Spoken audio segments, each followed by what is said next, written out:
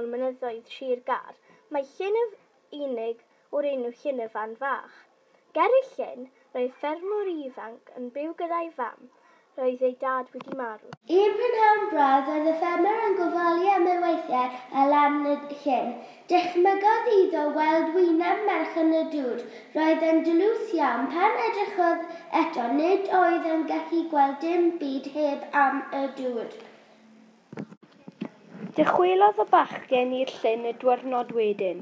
Roedd yr haul yn disgleirio ac i ddechrau doedd dim sôn am yr wyneb yn y dŵr. Yna gwelodd y ferch yn eistedd ar lan y dŵr yn cribo'i gwallt. Roedd gan y bachgen fawn o fara a chaws yn ei ffoced, a chynigiodd nhw iddi. Daeth hi nes, doedd hi ddim eisiau y bara, y meddai cast y bara nid hawdd fynala. Yna dyflannodd nawr mewn i'w llyn.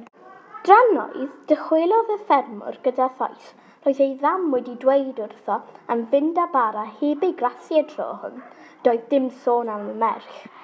Yna, yn y prynhawn, dychwelodd y ferch a chynigodd y toes iddi. Llaeth y fara, ti ni fyna, medda hi.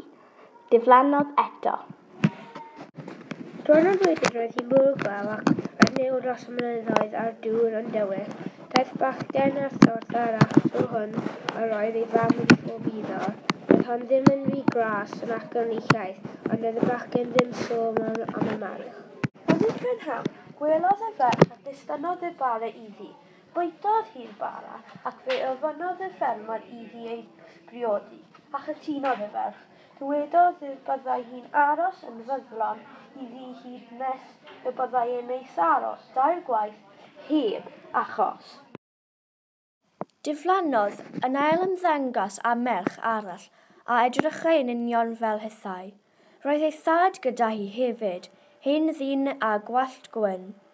Dywedodd wrth y bachgen y cael briodi ei ferch os allai ddweud pa un o'r ddwy efeilles oedd ei gariad. Dewisodd y ferch gywir.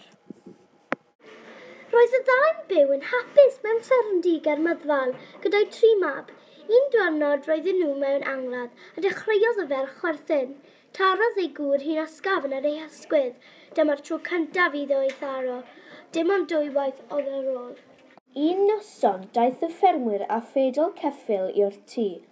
Cyffyrddodd ag ysgwydd ei wraig gyda'i bedol yn chwareus.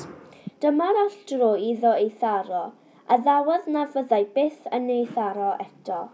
Roedd y ddau'n hapus iawn gyda'i gilydd am amser hir. Un diwrnod roedden nhw mynd i fedydd ar eu ceffylau. Taflodd y ffermwr ffroen y ceffylau at y ferch, trawodd yn erbyn ei choes mewn camgymeriad. Roedd wedi ei tharo am y trydydd tro. Rhaid oedd i'r ferch ddychwelyd i'r llyn, rhedodd merch ei thraed ac aeth yr anifeiliaid gyda hi yn ôl i Llyn y Fan Fach a ddiflannodd am byth.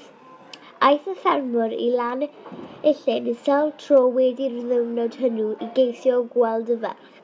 Ddaeth hi byth i'r golwg eto.